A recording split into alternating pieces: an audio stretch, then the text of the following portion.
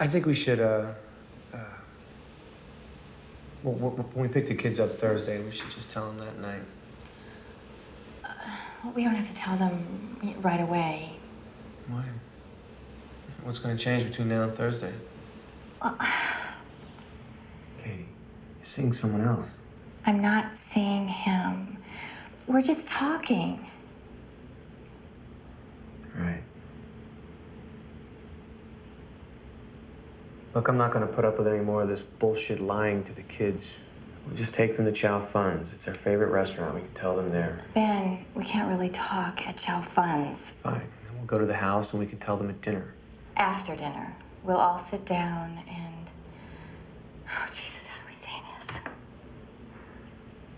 Well, we'll just tell them how much we love them and how amazing and beautiful they are, so they don't think for 1 minute that any of this is their fault. That's the important thing. We'll just say that Mommy and Daddy, or Mom and Dad. What do you think, Mom and Dad?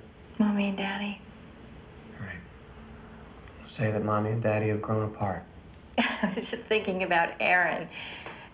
She'll probably say something like, well, there must be something right about you guys for you to produce such beautiful and amazing kids.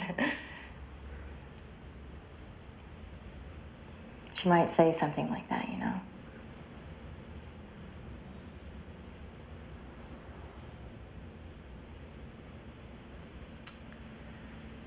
We'll just tell her that